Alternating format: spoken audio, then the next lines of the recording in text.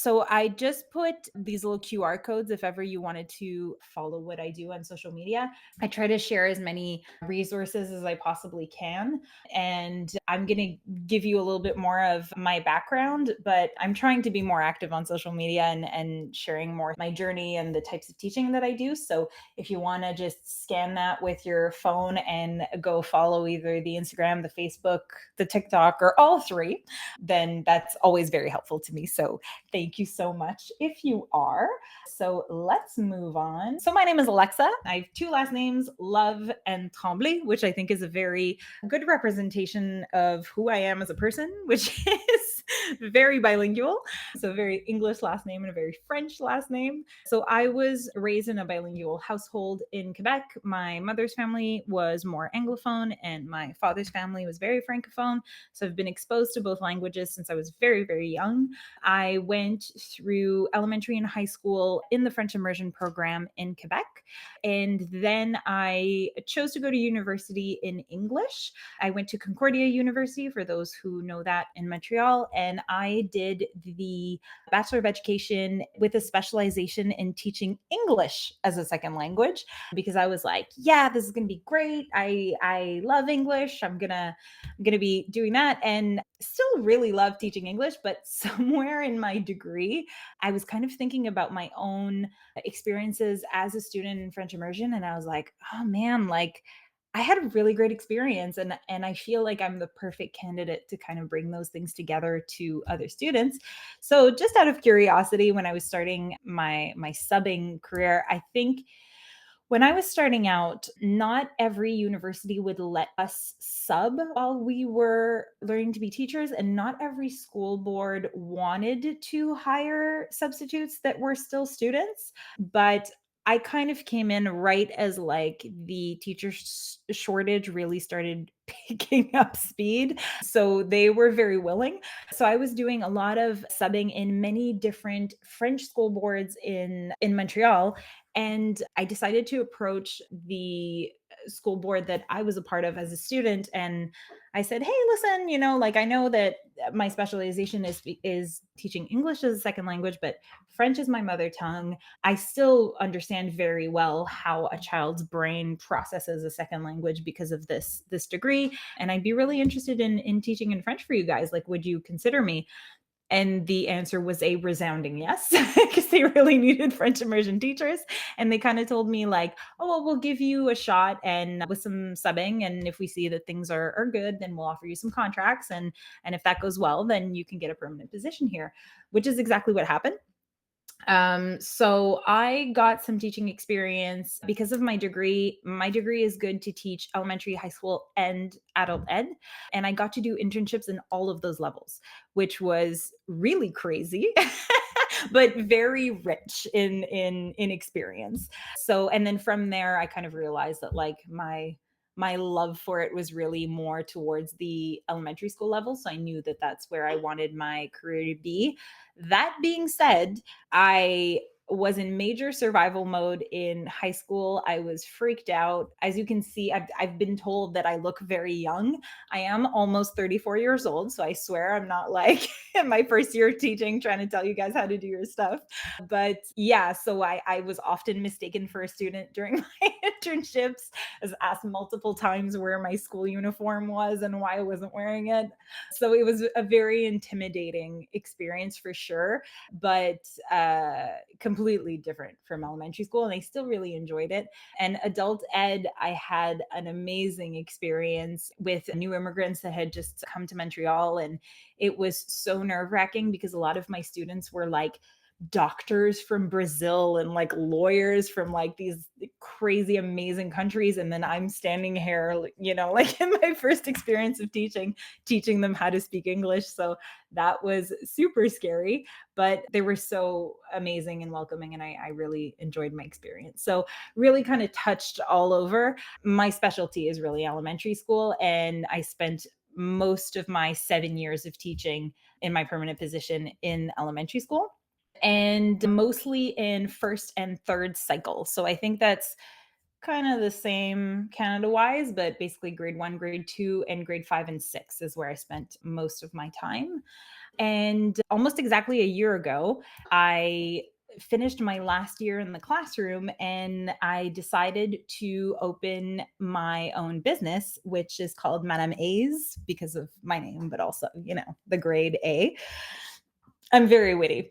And what I started doing was creating these interactive activities for my students. So I started doing this during the pandemic because, as I'm sure most of you who taught during the pandemic realized, there's very few resources out there that we can use online. A lot of people still go towards like these beautiful, worksheet activities, which some of them are really great, but more difficult to do when your students don't have access to a printer or things like that. So I was really looking for like interactive activities that students could do without needing to print and that would be engaging, almost like a video game. And this was right around the time where like Flash Player decided to give up on us. So a lot of resources just disappeared. So I started making my own, and the reception that I got from my students was really, really great, and the parents as well. So I decided to start a business out of it. And I started building an educational platform where classrooms could buy like a classroom access, and then each kid would have their own username and password, and they could go on there to do all of these different game like interactive activities to learn reading, writing, and speaking in French specifically. So that's my educational technology experience. Also, when I was in my last few years of teaching, I was the technology teacher as well. So I had my own classroom, but I also had a part of my I'm only thinking of the word in French here, tâche, but yeah, task, I guess. Yeah, task is good, right? Which was I would go into different classrooms and teach them technology. So that's like a super broad subject, but we had all of these amazing robotics that the school board had bought that was just like collecting dust in a closet. And I was like, no, this can't be. So I started really learning about them, really enjoying it. I started coding with some of my older students and really kind of exploring robotics and how they can be used in evaluation and in different classroom activities, because these are great toys basically, and the kids love them. But when you're looking at this from a teacher standpoint, you're kind of like, okay, this is really great, but like, where do I have the time to just like take an hour to learn about this new piece of technology and just have my students play? Like, that's not going to happen, right? So I wanted it to be used in a way that was going to be useful. So that was kind of my background as the technology teacher, and that really opened up an interest in educational technology for me. So, which I then applied to the activities and the platform that I created. So that's it. That's a little about me. So I think this is a question that we need to ask ourselves more often. Why is it important to have students speak more French in the classroom? And like, to us, this seems obvious. We're teachers. We studied in this, and sometimes we kind of stop asking ourselves the question because it's just kind of a given, right? It's like you're in a French immersion class, you want the kids to speak French, they have to. So obviously it's important. But it's really important to keep the goals in mind, I find. So obviously enhancing the language proficiency is super important, but your students are really seeing this as like, this is just another job that they have to do. And as a child, as a student, as an adult, even when that's your only goal, that's not very motivating, right? So even if they're too young to kind of realize it, you know your own goals. You know that to get better at the language, they need to speak it more, obviously. And also building their confidence in communication, because when they're only doing it within the four walls of your classroom, they don't feel confident in just approaching someone and start speaking in French, right? So we want them to become more and more at ease with the language, which completely makes sense. So we want them to get a lot of different opportunities to use the language in different contexts.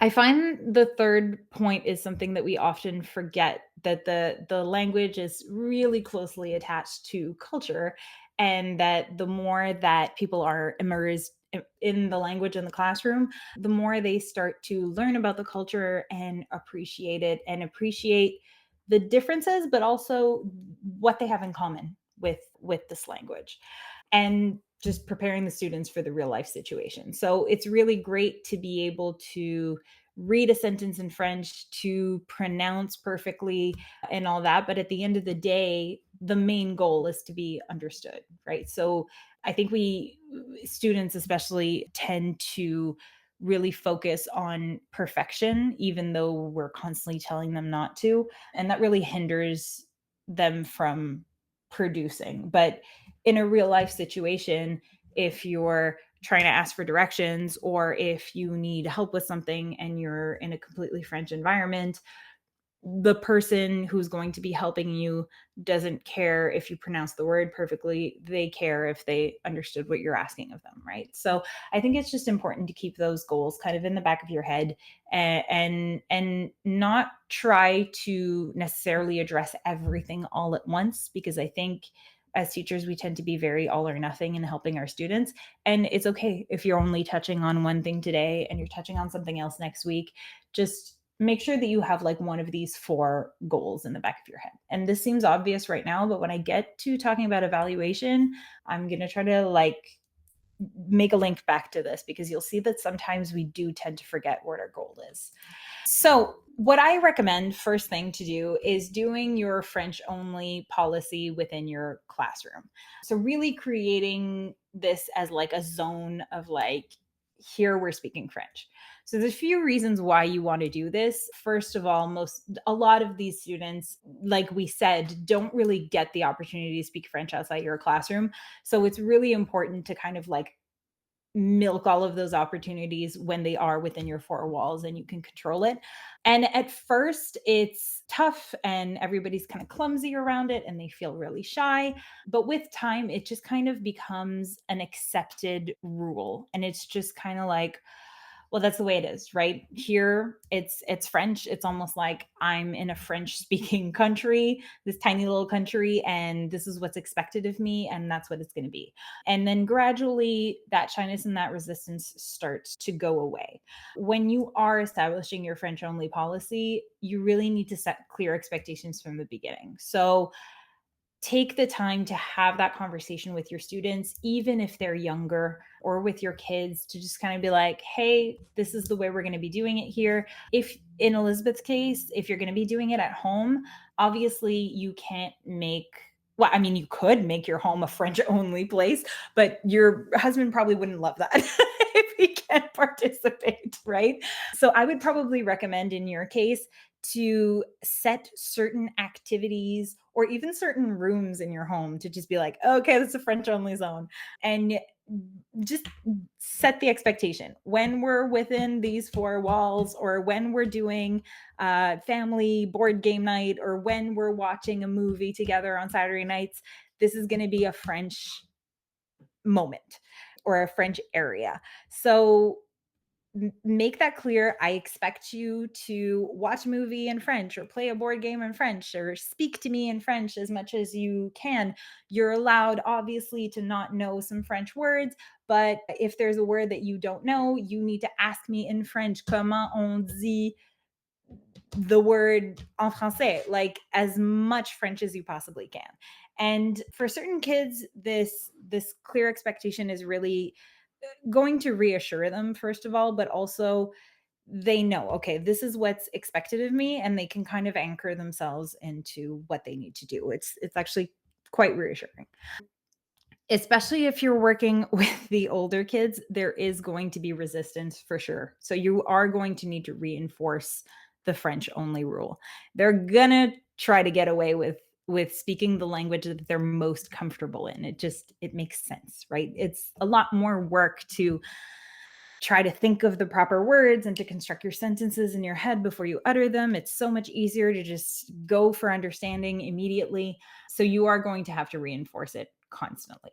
With the younger kids, like obviously the verbal reminders are very useful as well, but the visual and the auditory reminders are super good too. If you put like a little song that plays and you know, like, oh, when you hear that song, be careful because you might be speaking English. Little posters all over your class of like on parle en français.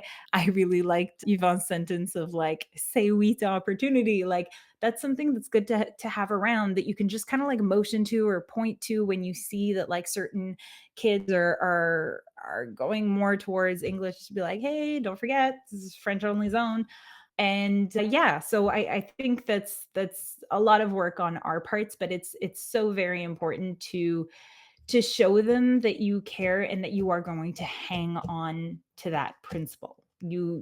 It's important, and because it's important to you and this is your little world, your little French world that you share with them in your classroom, they need to see that you care, so they have to care as well. And obviously, you're going to have some kids who just don't want to be there, who don't want to be doing the thing. But in my experience, those kids don't usually last very long in French immersion, because if they're getting the message from you that French is important and they're getting it from home because, like, the parents went through the trouble of putting them in French immersion, clearly there's an interest somewhere, right? Clearly, somebody somewhere realizes the importance of French in their kid's life, and that's going to be rubbing off eventually, one hopes.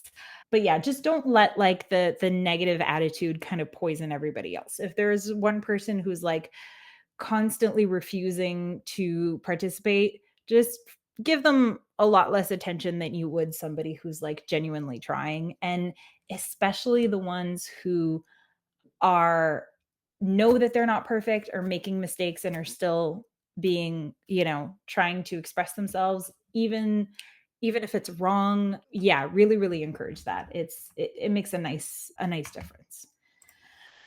So, different interactive speaking activities that I've done in the classroom that I find were very popular with the students. We had the role playing scenarios, which the younger ones really, really seem to like. I think the older ones tend to have a bit of resistance in like using their creativity and being somebody else, in my experience anyway. But I think when you kind of set it up for them, for the older ones, where it's like, we're obviously not dressing up and giving each other character names and things, but I think that in the role playing scenarios with the older ones, when we were giving them realistic role playing scenarios, like you're in a library, you're looking for a specific book, like things that they could see themselves actually doing, I felt that it was much better received from the older ones. The younger ones, you're like, you are a cat today. And they're like, yes, amazing. they're all here for it. So I found that it was a little bit easier with the younger ones, but they enjoy it, and I'm actually developing an artificial intelligence tool that's a conversational tool for kids learning French right now.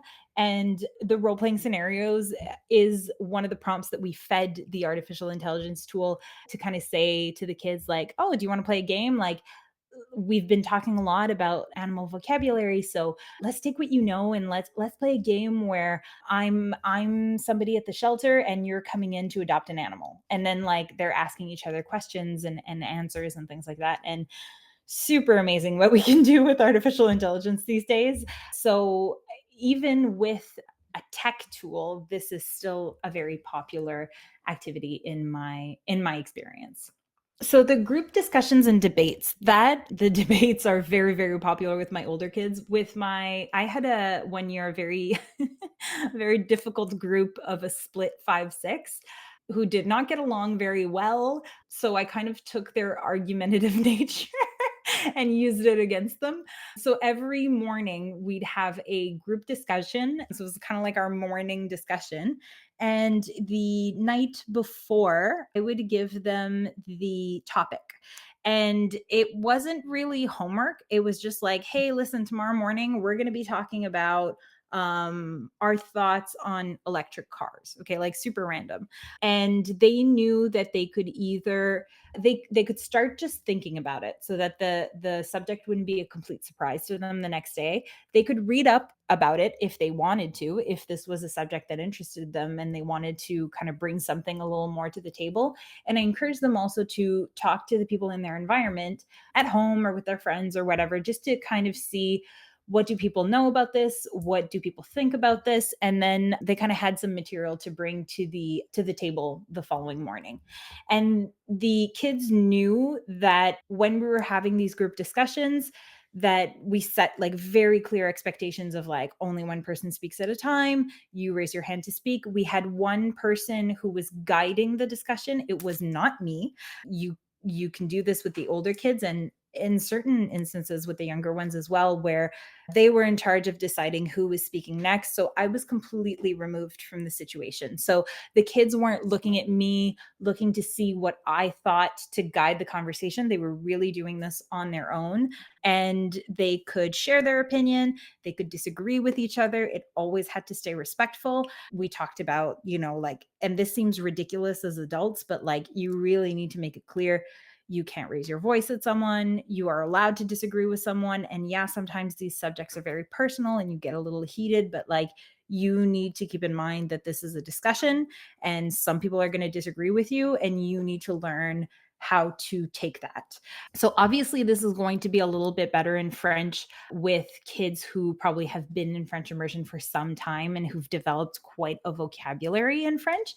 But when they're choosing the topics, which is what my students would do, we had like a pool of topics and we'd like pick one out. They're usually a lot more motivated to speak French. And because I was giving them the subject a little bit earlier, they could, if they wanted to, kind of look up the vocabulary and kind of like refresh the words that they didn't necessarily know so that they could be prepared for this talk. Also, the kids knew that every single one of these talks I was evaluating. So it was in their best interest to participate. And obviously, some subjects you are not as comfortable with as others. So it's fine. But every now and again, I would have my list and I would just mark like who's participating, who's making an effort to speak French. It was really just to kind of take the pulse of the classroom, but they don't need to know that. And I found that even the ones who were like a little quieter, if we had like 2 to 3 different morning discussions and I knew I hadn't heard from them, I'd just say like, hey, so and so, just don't forget, like, we want to hear your thoughts either on this one or on the next, and it would kind of like remind them like, oh yeah, I need to participate. So I thought that that was super useful. With the younger ones, the just the little routine is also very good. Like if we're talking about a calendar or something like that, that can also just be a group discussion, right? Or a very simple question of, do you prefer this or this? Like, and that can get little ones to start talking and never stopping. So we know that little kids really like to not stay on topic. So if you use that to your advantage, and you kind of give them the chance to, yeah, you want to tell me about what you got for Christmas 3 years ago? Yeah, no problem. But you're going to have to do it entirely in French, and that really gets them talking and very motivated most of the time. So language games and challenges, I'm sure a lot of you have done like reward system in your classrooms. Personally, what I found worked the best is when the reward wasn't physical. So not like a toy or a sticker or something like that, but a like a privilege that they could win. And I had a really amazing group that I got to follow from grade 1 to grade 2 one year and had them for 2 years. And because I knew them very well, we started off the year with personal goals. It was a lot of work. If you want more information on that, I'm super happy to share that with you if you want to take that on in your classroom.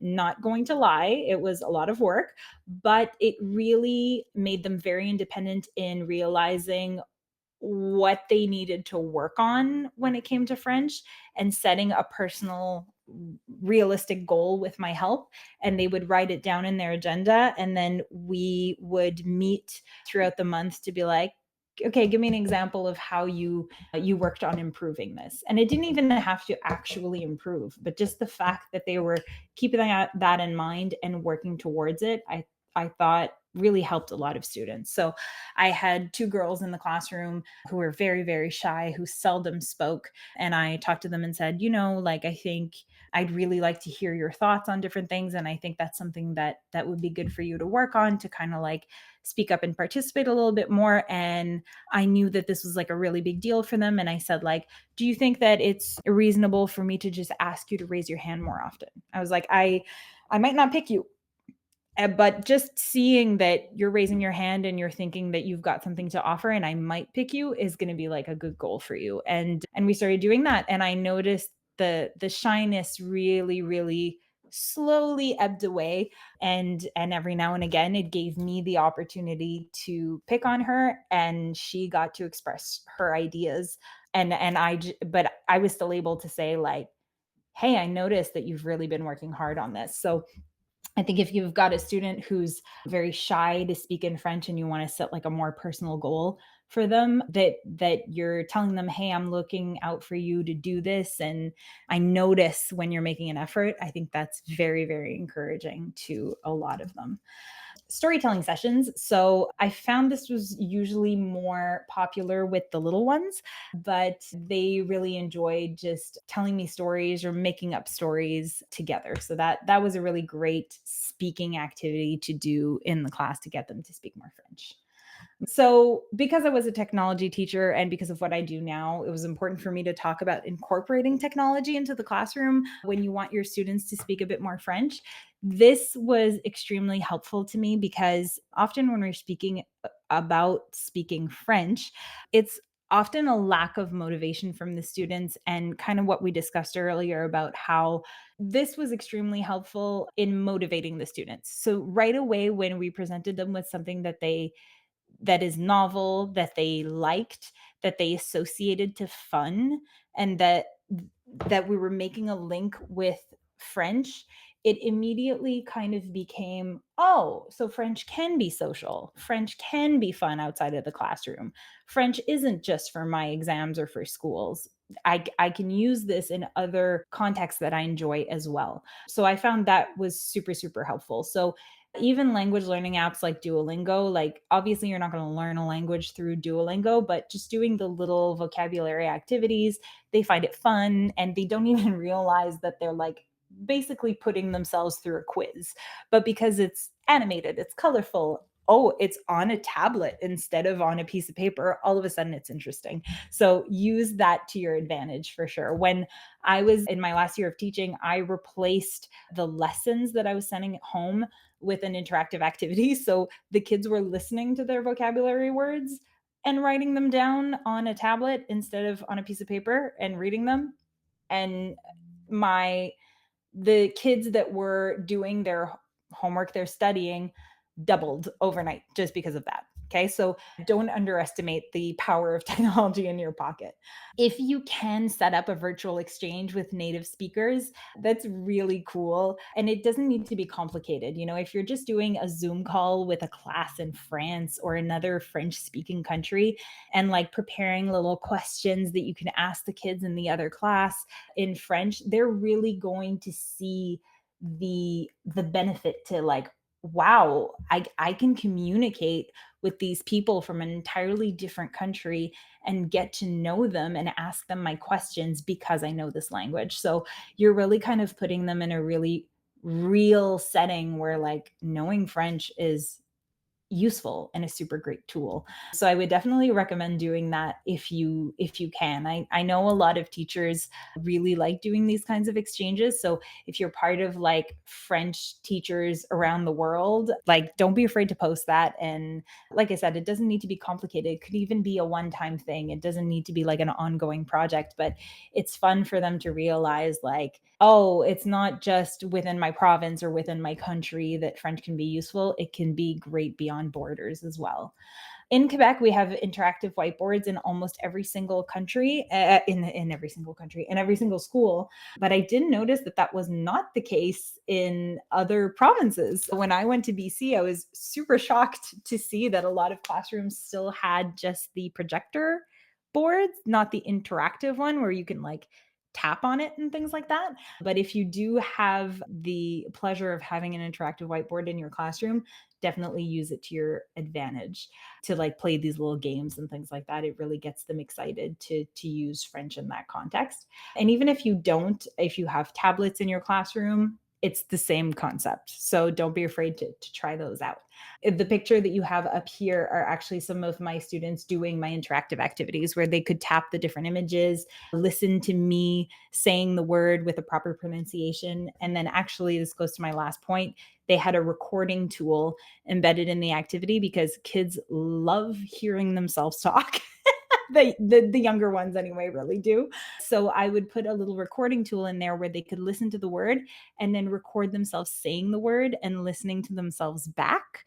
And as a teacher, that was amazing because I got to go back and like listen to my students speaking French without the pressure of feeling like somebody native is listening to them. So they would really kind of be more relaxed and they would let loose. With the teenagers especially, I got to test, this is actually the artificial intelligence tool that I was telling you about that I'm building, which is the conversational tool.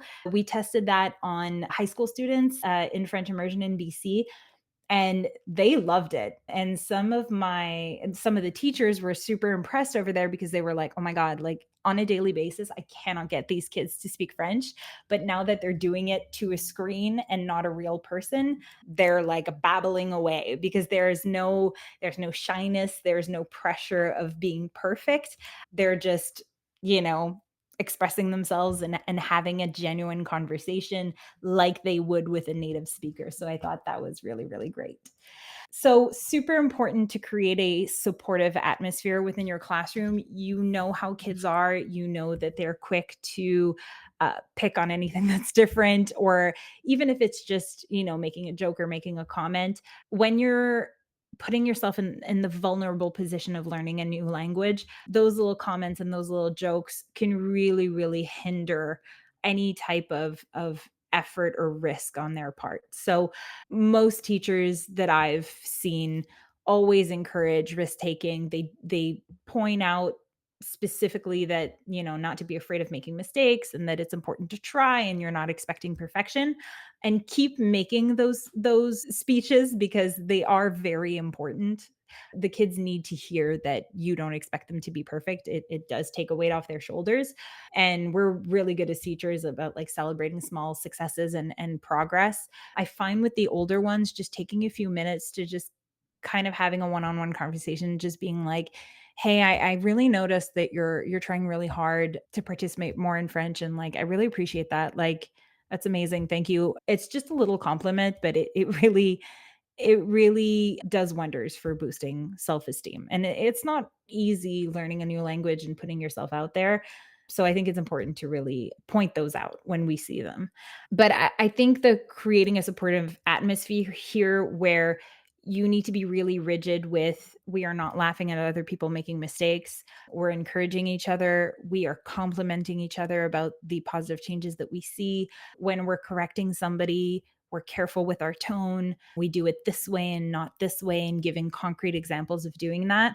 I find that has really, really helped a lot of my students to understand, like, okay, this is a safe place where I can make mistakes, where I can try, and I'm not going to be ridiculed for it.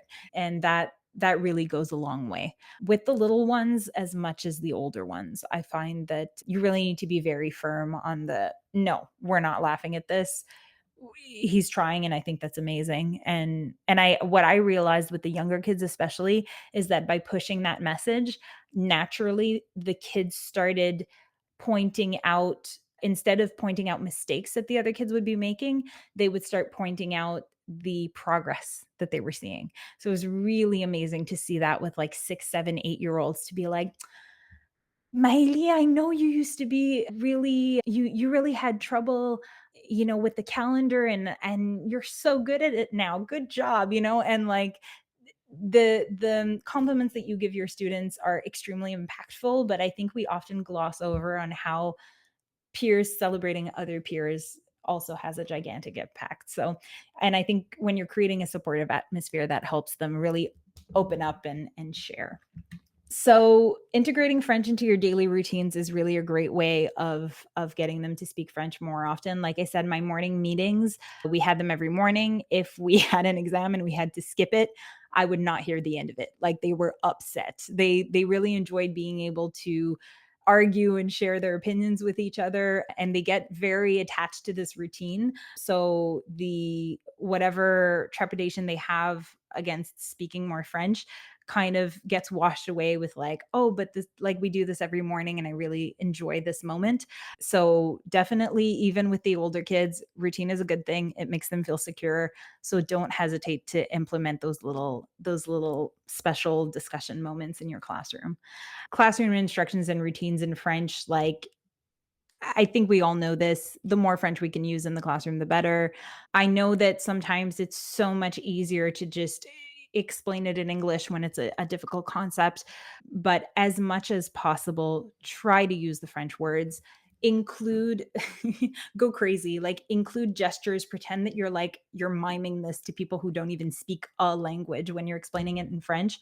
And it is so much more effective than the use of translation, because when you're constantly just repeating the instruction in English, kid's brain kind of turns off when you're speaking French and goes, I'll just wait for the English part, and they don't do this consciously, but it's just easier for them to be like, I'll just wait till she tells me in English and I get it the first time. So do try to hang in there as much as possible, even if it's difficult.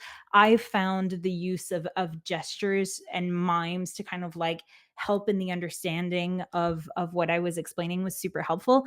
And it also encourages them to ask questions. So they're not just passively sitting there getting the instruction. They're like, wait, she wants us to do something and I have no idea what she's talking about. I better start asking questions and making sure I understand what's going on here. So I prefer that. Like, I know it's so annoying to hear students be like, I don't know what to do. I don't understand. But so much better than just students who are disconnected, not participating, and just kind of like waiting for the answer. Right. So I encourage you to do that a lot, even though I know it can be frustrating at times. I think I put this in here because I don't know how much this applies to you. To me, it was kind of a given, but then I realized I saw a lot of teachers not doing this, that we're promoting French immersion all of the time, right? And yes, obviously at recess, if they're hanging out with their friends and all of their friends are more comfortable in English, there's a good chance they're going to be talking to each other in English in the schoolyard, right? Um, but that doesn't mean that you can't have little free time where you're not still encouraging French. So this is silly, but like obviously if you're going to be putting a movie on in class for a project or even just for fun, encourage it being in French. If you're while they're eating their snack, they're watching a little show, put it in French. Like, you're really kind of tying in that French doesn't just have to be for work, it can be for fun and for pleasure as well. If you're playing a board game, let's make sure the board games in the classroom are in French so that even play is going to become French. I put in red, what about behavior interactions? This was a heated subject while I was in university. And I have to say that personally, when we're dealing with behavior, and I feel like we're dealing with behavior more and more in the classrooms now, you want your intervention to be as clear and concise as possible, straight to the point so that it can be brief and you can move on with what you actually need to do, which is teaching. Does not feel that way sometimes. Feels like we're dealing with behavior more than we're dealing with academics. So you want to keep this as short as possible when you're doing a behavior interaction. So as much as it's probably very beneficial for the kid to be hearing eh, your explanation and your scolding that you have to do in French, I find it is better to just give it in English just so we can kind of like get to the point and move on. We do want to associate French with fun and positive experiences, and when we have to do a an intervention for behavior, it's not fun for anyone. It's not a good time. It's definitely not a positive experience most of the time. So I know that a lot of people will tell you, no, you should be speaking French all the time.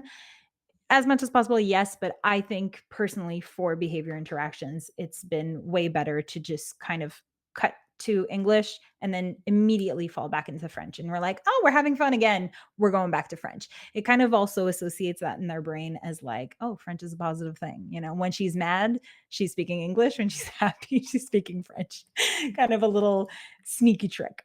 So, parental involvement is super important, as we all know. Most of the parents that are taking the time to put their kids in French immersion obviously understand the importance of French and how it can help their child in the future, but do take the time to inform them like, hey, this is so important that your kid is speaking French. We're talking about opportunities in the future and all of that. And yeah, so they need to be your ally in French, and the discourse that the kids are going to be hearing at home needs to echo what you say in class, which is that French is important. We need to try, we need to keep doing it. Providing resources for at home practice is important. You guys have enough on your plate. You don't need to be creating more stuff for them at home. That being said, I do think it's important for some kind of review to go home, even if it's not straight up homework, at least just a little idea of what you're seeing in class so that ideally the parent will be echoing it and will be trying to reinforce it if it comes up naturally. So if you're talking about, I don't know, like fruits and vegetables and all of the French vocabulary associated to that, then it would be really great if the parent knows that you're doing this so that next time they're cooking, they're like, they look at their kid and they go, "Oh, what is this called again en français? I know you guys are doing this in class." It really brings French outside of the classroom and really gets them to see, oh yeah, French is important and useful outside of just my exams and listening to my teacher talk. So I think that makes a really great bridge between home and school, and it needs to happen if we want French to become more natural to them and less stressful. I think we've all given this advice to parents who are like, how can I get my kid to speak more French at home? Well, you need to be reading more in French, watching things in French, listening to things in French. I think we often skip over French music, but I think that's a really great way to discover another culture, get exposure to French, and in a playful kind of way, you know? So singing together, dancing together to French music, it's a really positive experience and it doesn't need to be hard. And here, organizers share French speaking events and activities. I don't think you should be organizing anything outside of your work hours. You've got enough to handle. But there's often a lot of really great French speaking events that are happening online or in the community, especially more online since COVID. Don't hesitate to share that with your parents. You know, sometimes they're sitting at home, it's raining, they're ripping their hair out trying to get their kids to, and if you're handing them an opportunity for them to be exposed to French on a silver platter, they will take it. So I do French readings, live French readings online every month that are free.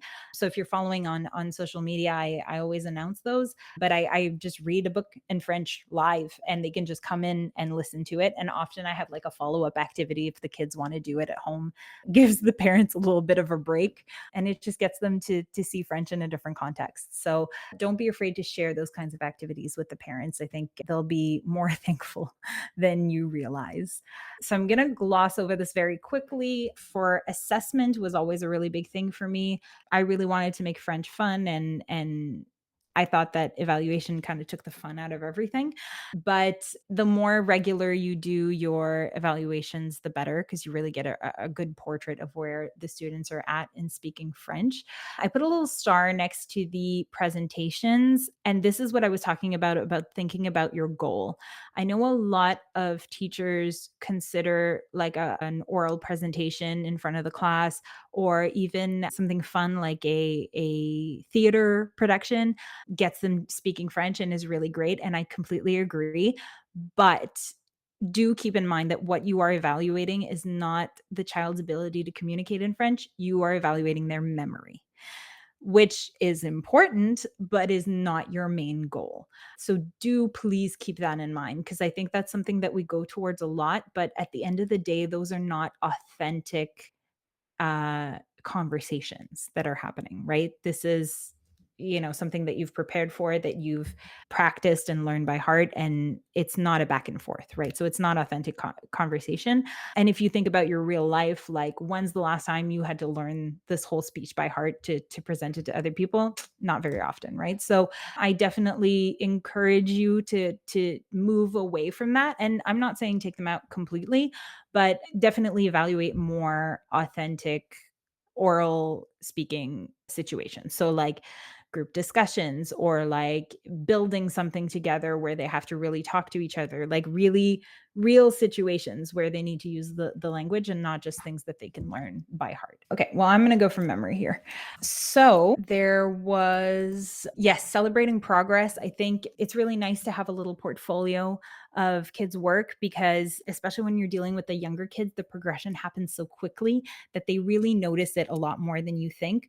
So I used to have this writing journal with my students in French, and I would take the time once every 3 months to have them go back in their reading journal and read one of their first entries, and then compare it to a more recent entry, so that they could see how far they came in their French writing. And that's super motivating to them, to just be like, oh, wow, I could barely understand what I was writing before. And now, like, I can reread myself. This is really great. So I think that's really nice to have like this portfolio that they get to look back on and they get to self assess over, but also that they get to show off.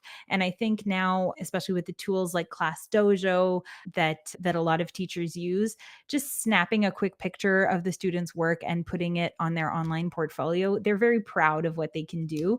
And I had taught my younger students how to take pictures with the iPad of their work and how to put it on Class Dojo, and how to record themselves speaking in French, like in a little selfie video that they could also put online. And the parents are usually very appreciative of that, to be like, oh my God, I get to see like my kids speaking French in class. Like, and I think that's very motivating for them, and they're proud to kind of show off what they're able to do. But often when they get home and they feel like, oh, wait a second, this isn't where I usually speak French, they don't usually want to produce it. So kind of taking these snapshots from school, I found was very helpful for them, and very motivating to get them to speak more French and to share it with others.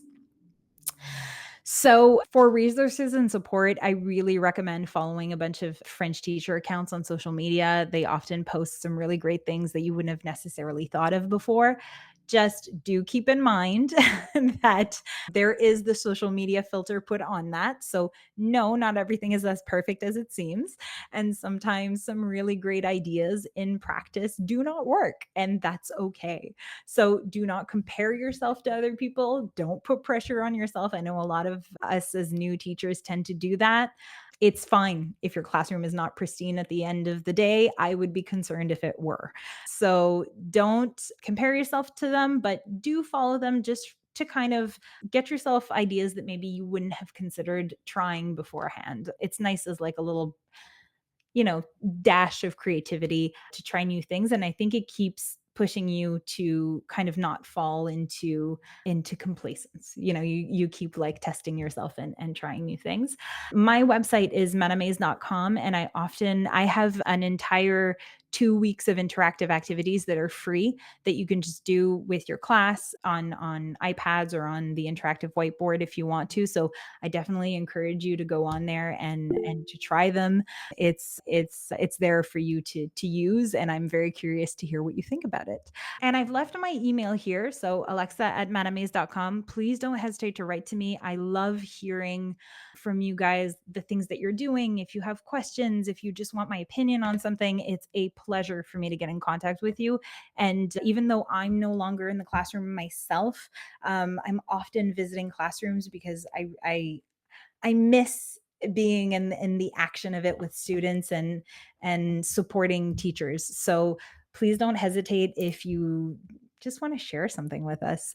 Oh, and I saw that Sarah wrote about Madame AI, which is the AI tool that we're developing. I'm super excited about it too. We have an entire research center that's helping us develop this tool to make it even more pedagogical, yes, there will be a free version that's going to be available. And to thank you guys for coming today, I will be keeping your emails and I will be giving you the tool if ever you want to try it out or try it out with your students. I will be giving you the free version to thank you for coming. So we are aiming to release it in September. So you should be hearing from me towards the end of the summer to try it out if ever you want to. And I'm super curious to hear your thoughts about it and if it's useful. I really want it to be a useful tool.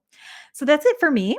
I was worried when I first created this presentation that I wasn't going to have enough things to say to fill up an hour. And as usual, I talked way past it. So hopefully I've answered all of your questions already. But if I didn't, please, please, please let me know right now. It'll be a pleasure for me to answer. And if you don't feel comfortable unmuting yourself, you can absolutely leave it in the chat as well or email it to me later. And it will be a pleasure for me to answer any questions that you have. So I just want to thank you guys so much. Some of you guys have just started your break, and yet you are here trying to better yourselves in your teaching when you should be enjoying your time off. Heavens know you deserve it. So I just want to thank you so much for being so dedicated and caring so much about your students' success in French. We don't tell you enough, so I really want to take the time and thank you for coming here and for listening to me. And I really hope that you got something out of it and that it was helpful. And I look forward to hearing from you guys again, either on social media or through email. And I'm so excited to get you guys to try Madame AI. Thank you. And if you want to share this with your teacher friends as well, I'm going to be redoing this presentation on August 6th. So if they've missed it today, they can make it. I will be doing it again. And